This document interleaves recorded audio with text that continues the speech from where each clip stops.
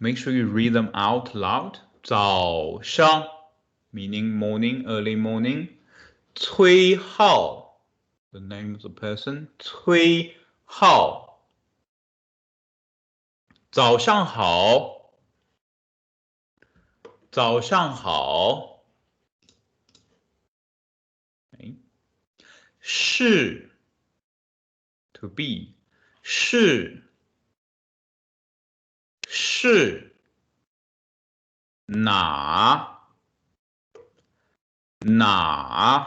the third tone 哪国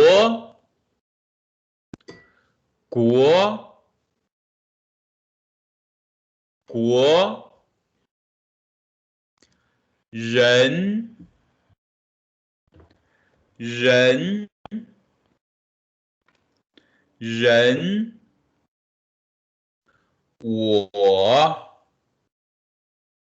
我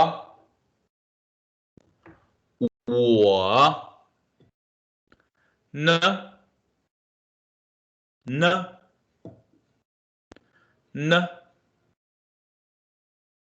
他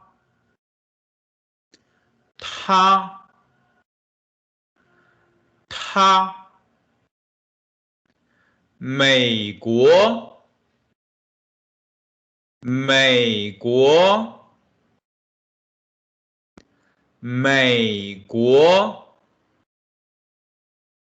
韩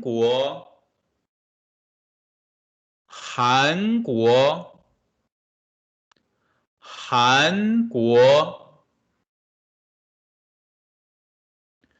日本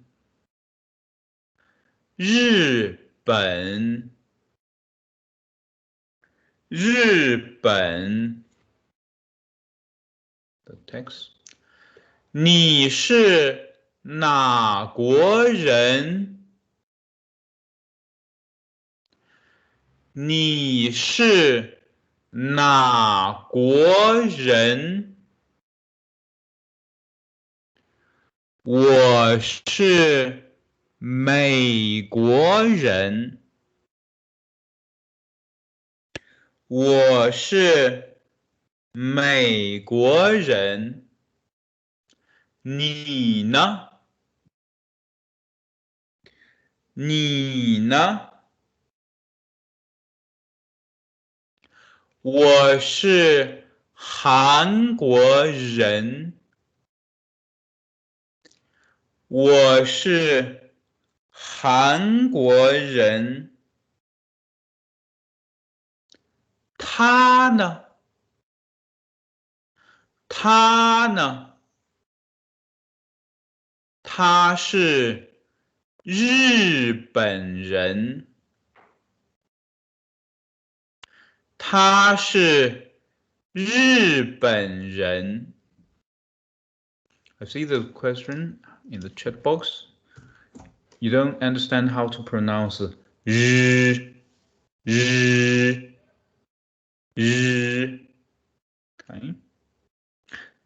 This is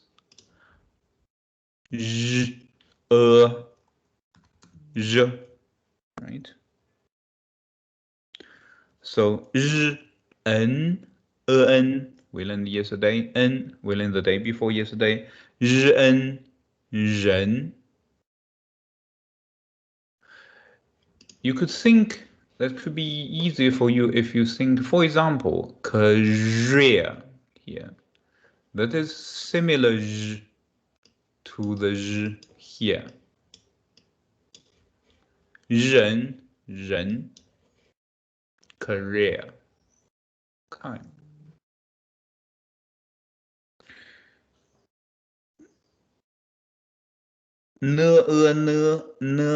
na, they are different. Ta ne.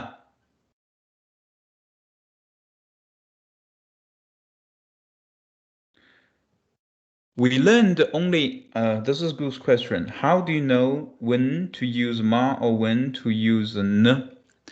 We know both ma and 你好吗? We never learned 你好吗 so far.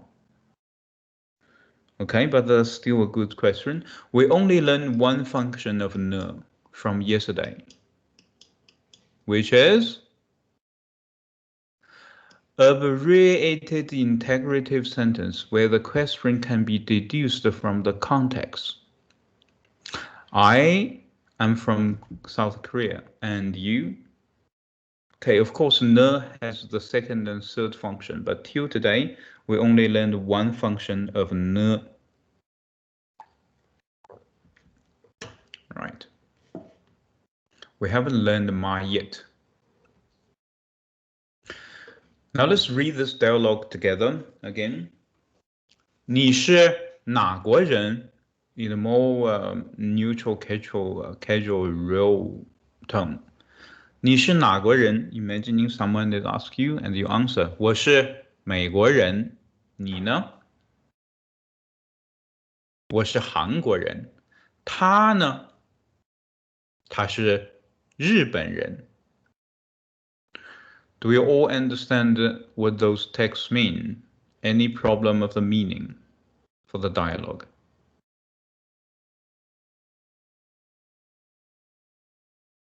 Good. We continue. We're going to look at several new vocabulary that's not new together. Let's just do the recap on how the Chinese people counting numbers, right? Let's try to do that together by not looking at those things. How do we say 0?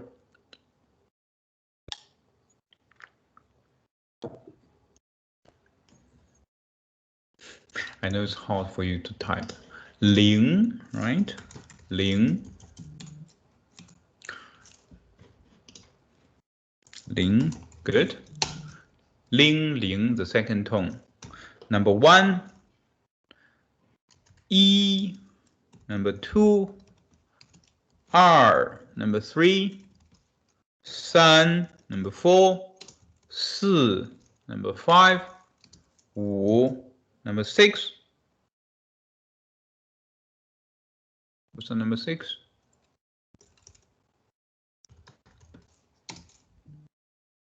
6. Thank you. Number 7. 7. Number 8. 8. Number 9. 9. Number 10. 10. 12. 12. 20. 20. 99. 99. Then the logic follows. Okay, as long as you remember how to count from 1 to 10, you will be able to count from 1 to 99. Okay, let's try to read this together. 0, 1, 2, 3, 4, 5, 6, 7, 8, 9,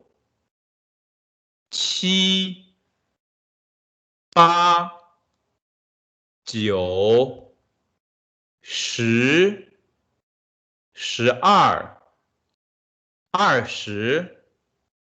99. How do you say 100? How do you say 100? 100 is 100, which by, I'll write the pinyin here, by, the third tone. By means 100. 100 is 100. So can you guess how do we say 200?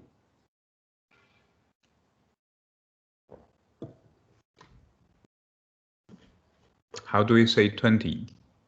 210, right? 200 will be 200. 200, right? As long as we learned 200, we can continue to count to 900. 900 would be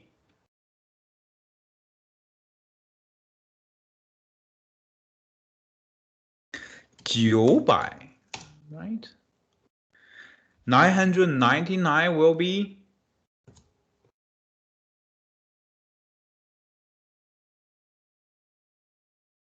just basically adding them out.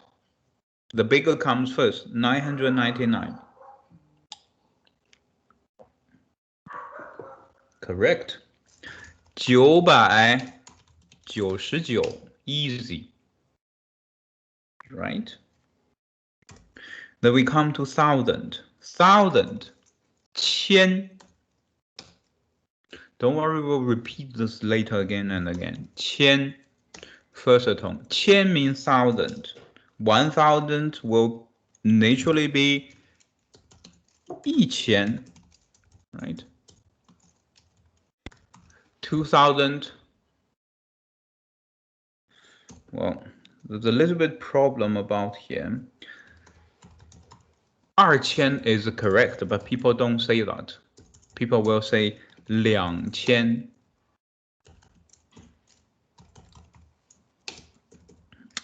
And we continue.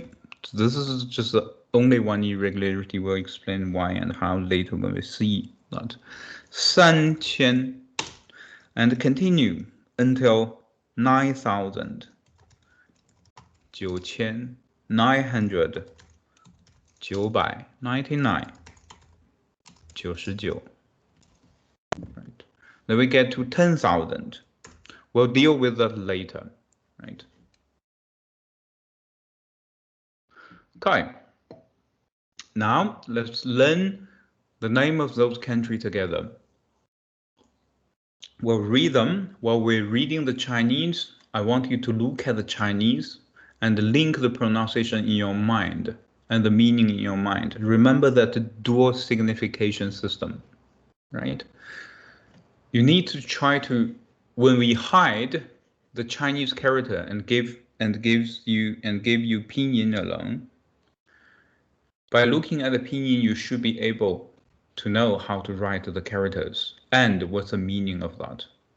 If we hide the pinyin and give you only the Chinese character, you should be able to know how it is pronounced and what's the meaning that linked to that Chinese character or words, right? And for example, if we hide those two columns and give you only meanings, you should be able to write the corresponding Chinese character out and to pronounce that in the correct way.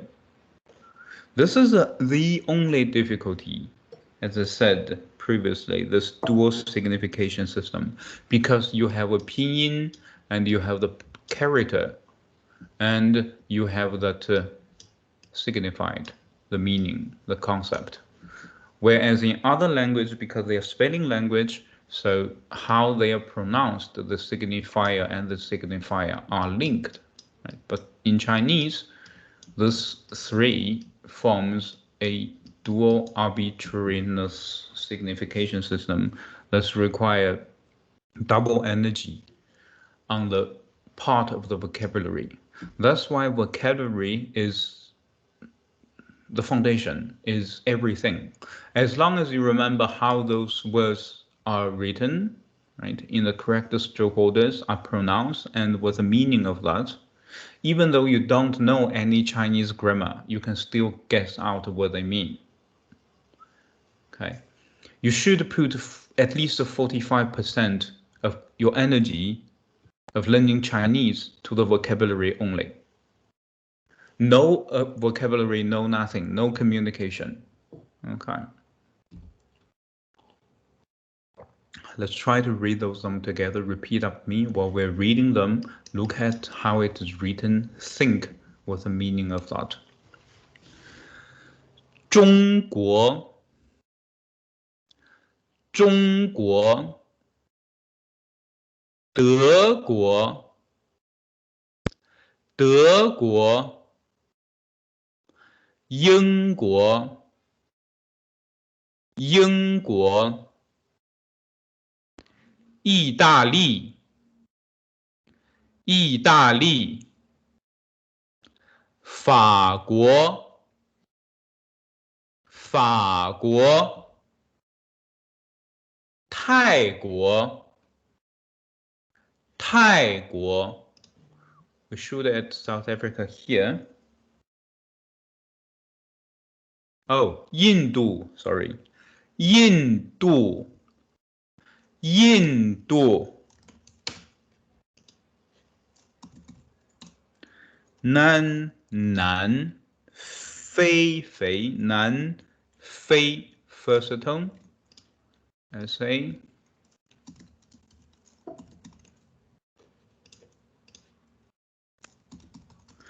the people from SA 南非人.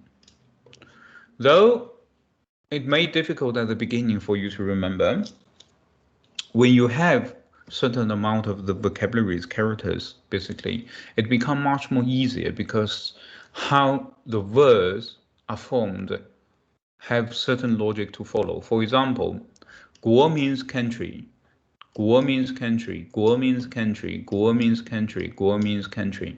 Then you will see in most of the cases, the name of those countries has a 国 behind. 人 means person, people, person, person, person, person, person, person, person. So adding 人 behind the name of a country, you get that country's person. Okay.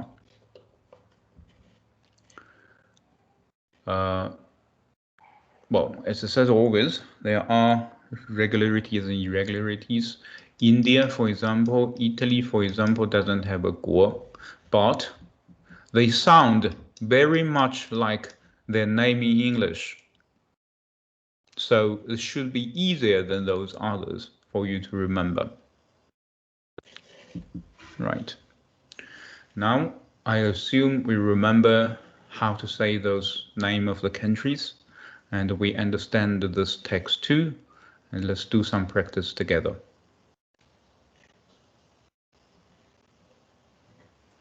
Number 1, please get your pen, and I told you should print this out because I will ask you to write on those. Now let's do this exercise together. I will give you 2 minutes. 1 minute should be enough. Let's do that. 1 minute. Link the pinyin and the character. Go ahead.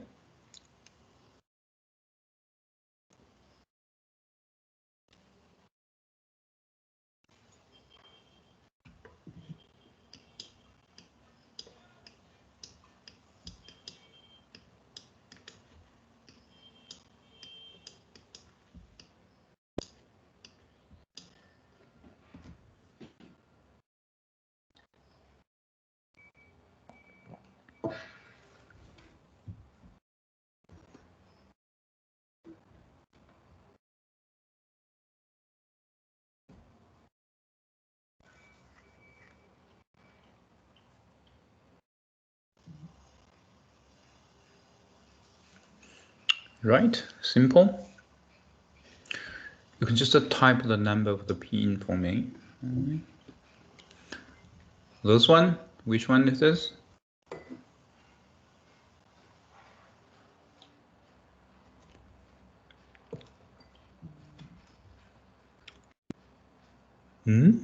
Number 8? How could that be number 8? Correct, that is May, right? The second one,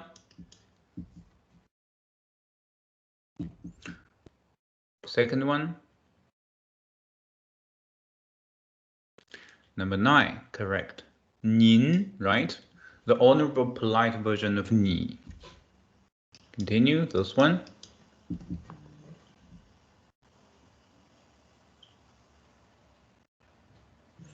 Number 7, correct. 国 meaning the country. If we see how the 国 is written, we have this border and we have a 王 in between. 王 meaning the king with a crown. So this is why it means a country, because a king sits in between with his borders. That's his country. Next one.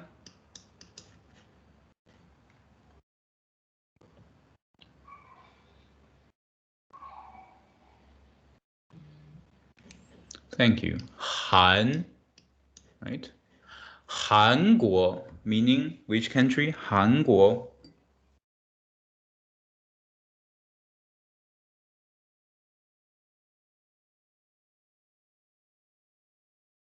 Korea, correct. But the South Korea, because North Korea has another name, 朝鲜. 朝鲜.朝鲜. Chaoshan and Hanguo are two different names. Next one.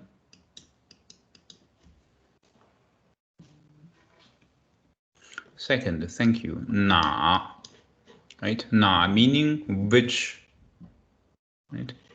And we're soon going to learn another Chinese character called the na that doesn't have that kou, the radical of kou on the left. And those ones pronounced na. Slightly difference in both pinyin and how they are written. Be careful when we see that, just to keep in your mind. Next one.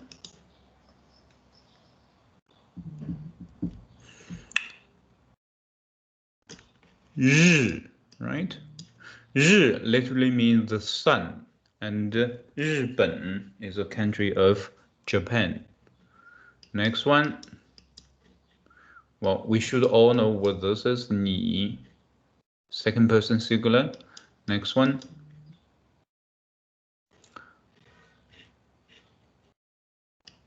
Number 4, right? Thank you. 他, and we have the last one, where 本 from the name of 日本. Okay.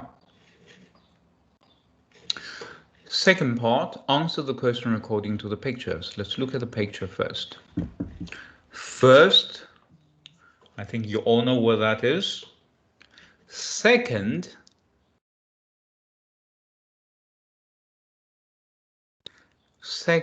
it may not that clear, but this is that famous bowl from UK. Third one, that's a famous tomb of India, right? Fourth one,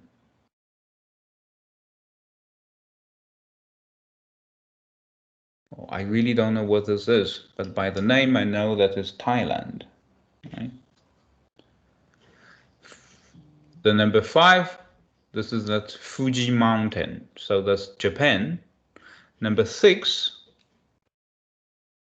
again, I don't know what's in the picture, but I know this is Deutschland. Okay, so we need to complete this question and answers. For example, I'll give you example. 他是哪国人? And if I say picture number 2, you should answer.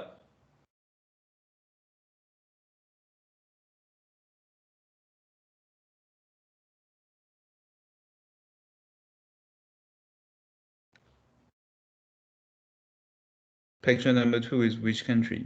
英国, right? The person from that country, we need to add a word behind of that country. We need to add 人, thank you. 英国 is the name of the country. The person from that country is 英国人. So if I'm asking you, 他是哪国人? And he comes from UK, you should answer me. 他是英国人 in the full sentence, right? 他是英国人. Do we understand how this works? Okay, picture number 3. Can anyone please unmute yourself? 他是哪国人?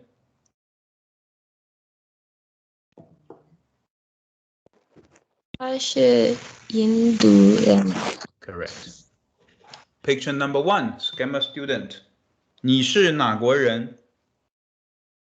Careful, I changed my question. I said, 你是哪国人? You should answer. 我是法国人。 Correct. Thank you so much. Because I'm asking you, which country people? You should answer I, right? We need to change the subject from he to 我是法国人. Thank you. Picture number 6. 他是哪国人?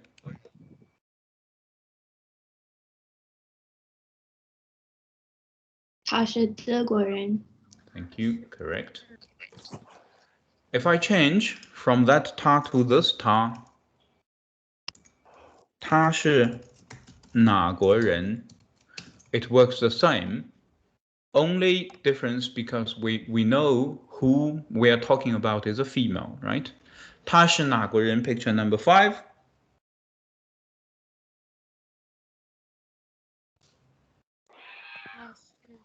是日本人。Correct. 日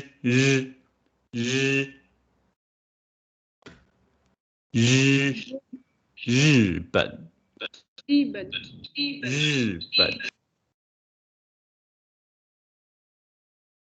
Right. Okay, last one. Picture number 4.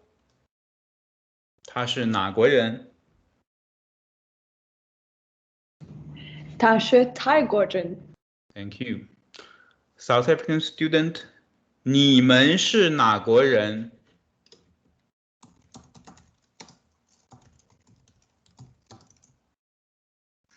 你们是哪国人？ Can anyone answer me? 我们是南非人。Thank you.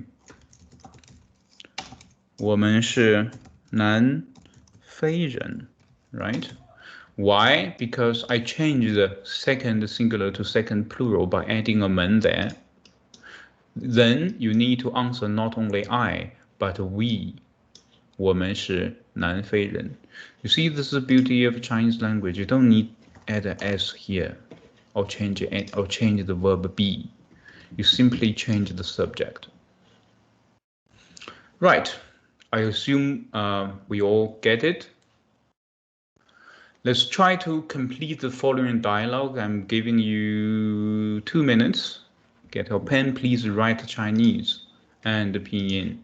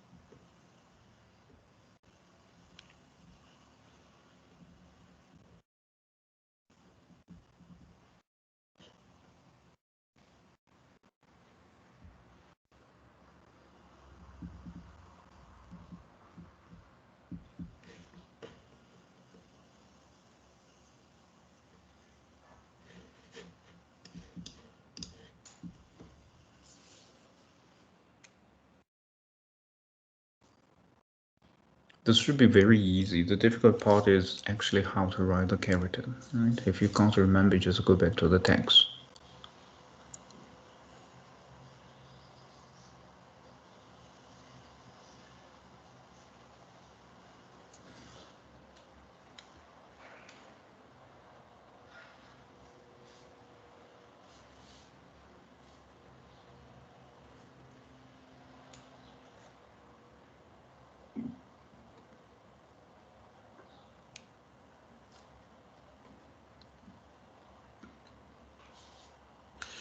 All right, let's look at them together. The first one, because we only learned one question pronoun, so this is very obvious to ask the question, which country, okay? But you need to imagine, to remember this kind of the exercise, because for example, when you see them in your exam, and it probably will provide you more than one question pronoun or just leave it empty. Then you should know which question pronoun that you need to use to fit here. How do you determine that? By looking at the answers, right? The answer is 我是日本人 I'm Japanese people. So the question will be which country people you are. In Chinese, that is 你是哪国人 Right? This is simple because I only learned this only one till now. But in the later, the key to complete this kind of exercise is by looking at the answer first. Of course, you need to know all those vocabularies and grammar. And there's a n, right? N forms the elliptic question, abbreviated question, where the question is embedded within the discourse. So basically, you need to answer 你呢, 他呢, etc. But which personal pronoun you should use? Same thing. You look at the answer. He is Korean. So this one will be 他呢, right? Same thing. 我是美国人呢? The answer 我是法国人. If the answer is I, then the question definitely will be you, right? So we put 你呢 here. How do we answer 早上好? We answer 早上好 with 早上好. Okay, this should be simple. Any question for those spots?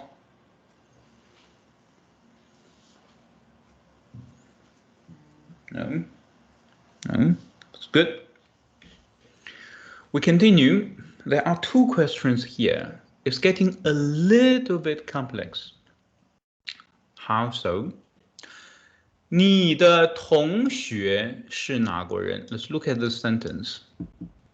是哪国人 remains the same. Is, are. Which country person? What changed? The subject changed from only 你 to 你的同学. Let me write this 的 out. We have 3 的 in Chinese language. You don't need to remember how to use them today. I'm just basically pointing out. We have 3 de in Chinese language, and they are completely different grammatical function. And we're only going to talk about this de first. The pinyin for this is de, actually, is neutral tone, de. The first function for this de is the same as apostrophe s in English, giving the attributive relationship between the first one and the second. 同学 meaning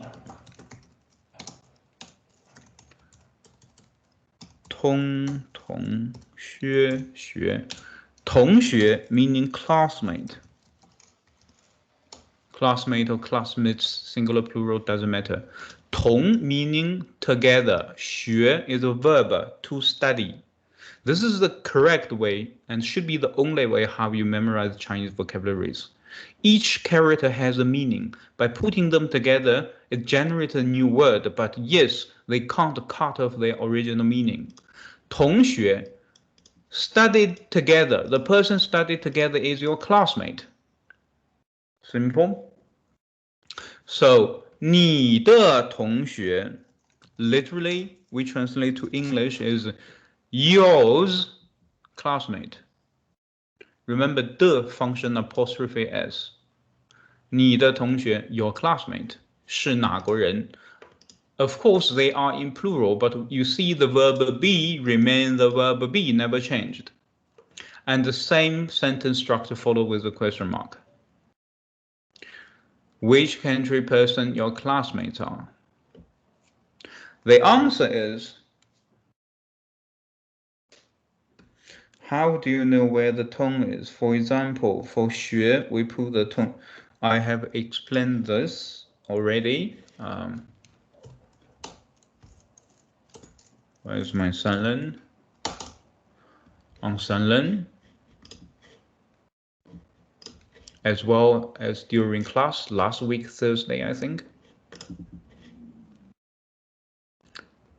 If you don't remember, go back to Sanlen, lesson 1, Chinese tone mark placement. And here is a short slide to explain where you should put the tone mark. Okay. 你的同学是哪国人? The answer should be my classmates, right? How do we change that?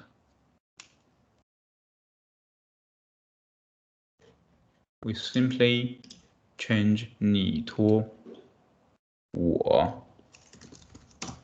的同学. We learned how to say mom, mama, right? My mom,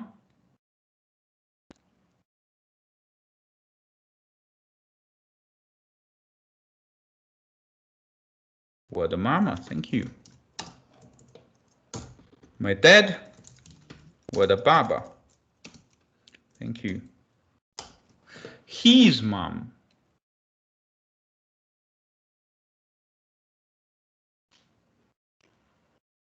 his mom, 他的妈妈, thank you. You know, you are all able to type Chinese on your computer or smartphone as well, the same way as you are typing pinyin. You just need to go to that. If you are using, I don't know how to change that if you're using the Windows. If you're using the Mac OS, you just need to go to the keyboard. No, sorry, you need to go to the language and add the simplified Chinese keyboard. Okay, even Apple knows it is a simplified Chinese. Mandarin does not exist. Okay, I emphasize that again.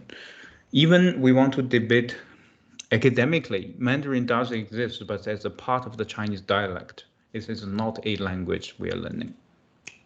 Right, we come back to this. So another problem comes, which is when you look at the second question, 你朋友. Okay, our textbook did it on purpose. Because the question will arise in your mind is, why 老师 not 你的朋友 but only 你朋友? What I'm going to tell you today is only for today, for this level, 你的朋友 equals to 你朋友. 我的妈妈 equals to 我妈妈. 我的爸爸 equals to 我爸爸. But when do we add and when we don't add is when this person or the things that are in very close relationship with you, we normally leave the out. For example, in reality, the Chinese people tend not to say 我的妈妈, but just 我妈妈, unless they want to emphasize that she is my mom, not your mom. So normally when we refer to my mom, we'll say 我妈妈. 我爸爸 will say 我爸. 我的爸爸 will say 我爸爸. 他的妈妈 will say 他妈妈. Your 同学, your classmate, is not as close as your friends to you, so there is a de. Whereas your friend is your close relationship, that de is omitted. Okay, you can try to understand this at this level from this perspective. There are much more detailed regulations later we will see.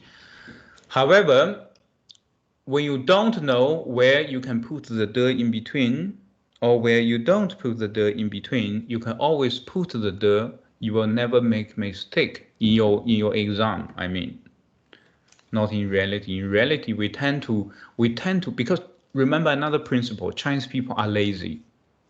Really, we are. We tend to, if we can explain one thing with 3 Chinese characters, we won't use 4.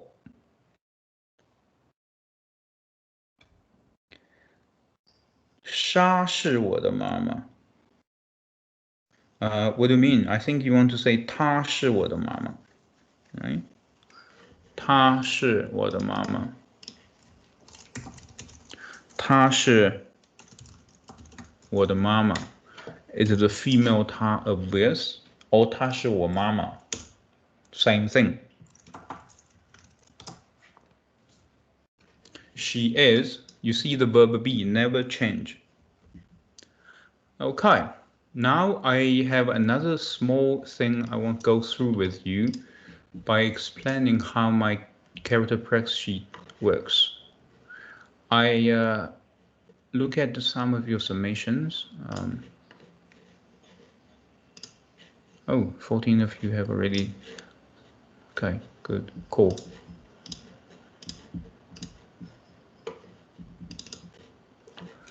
My character press sheet, I put those stroke here to help you to understand how stroke order is.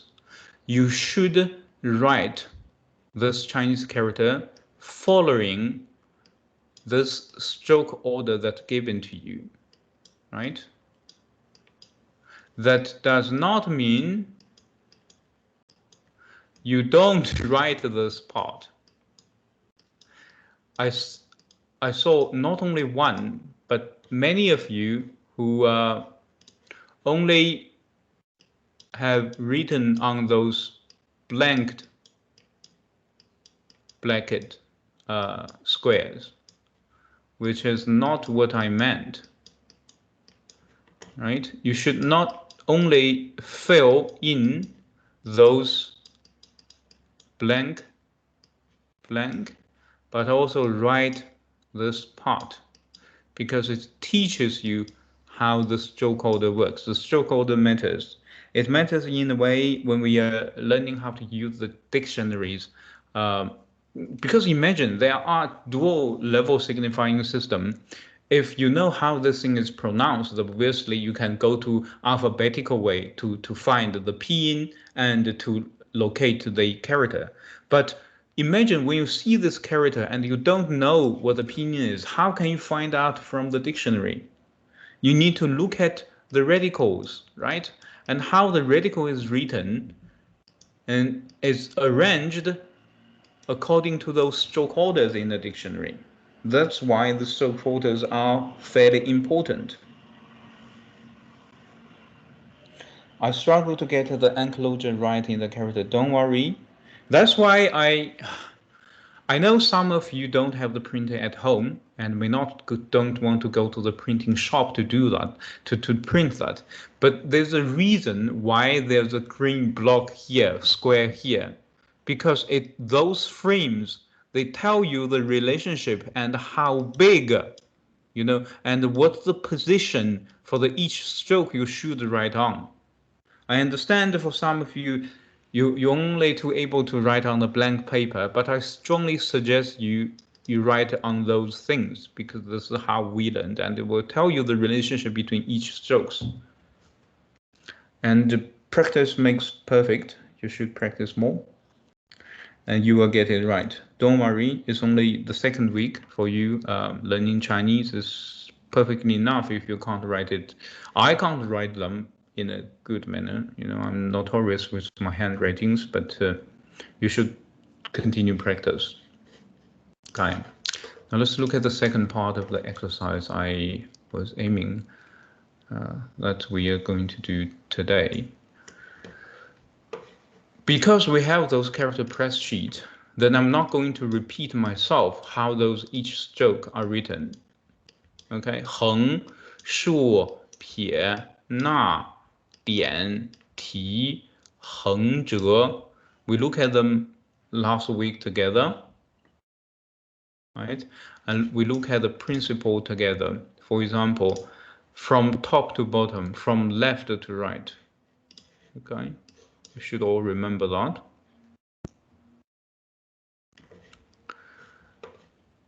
My practice number 2 here. Let's do this last practice and then you're free to go. We learned 女. 女 means female, woman, girl, right? Female in general. And how do we say male, man? That is 男. Repeat after me. 男. 男. How the 男 is written? It has two parts. One is this Chinese character, another is this Chinese character, and they have the meanings. The first one is called 田天田. What does it looks like, this 田?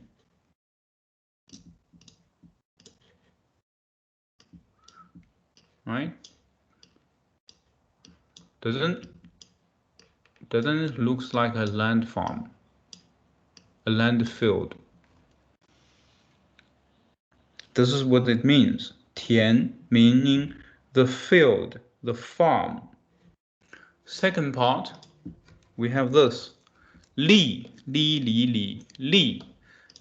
meaning power, labor.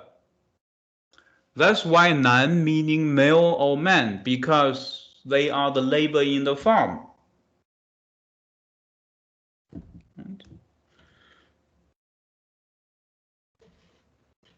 Language is ideology. Always remember that. 男 meaning man because they were the labor in the farm. 中国, we don't need to discuss that. And now let's just to do this simple practice for those 6 pictures. Look at the picture and choose a word or sentence. We look at this, and it is a male or the female. Which one should we choose? First one, thank you. Same thing. We look at this, we know she's a teacher and she's a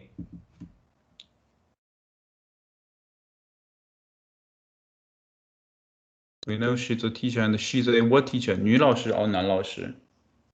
She's a female teacher, right? And we look at the third picture. This is the bambina. This is the small girl with a teddy boy. And when we address her, we use not 老师女, 女老师. Okay. In Chinese language, the adjective comes first to the noun they modify. We don't need to call the little girl in the polite manner, so that is 你, right? Number 4. Well, this is quite ambiguous. It could be 你好, could be thank you. So both works fine. Number 5. She's doing this gesture, indicating she's referring herself. So which one should we choose? The second, right? Not you are Chinese. It's because I am Chinese. The last one. See you tomorrow. 明天 meaning tomorrow. 见 means to see. Okay, we'll discuss this later in details. All right, nice. 谢谢你，明天见. I'll see you tomorrow. Thank you for joining me today. Oh, no. 明天 you will see Ada 老师. You will do your listening practice, right? In 2 groups. Thank you. 谢谢，再见。谢谢老师。谢谢你。再见。再见。再见 Nicole， 再见 Miss Aldrin， 再见 Miss Blake， 拜拜 Miss Dick， 拜拜 Mr. Portes， 谢谢，拜拜 Miss Evan， Sorry, I don't know. 再见 Miss Miller， 再见 Neil， all right, that's for today. Bye guys. Have a good day. Good day.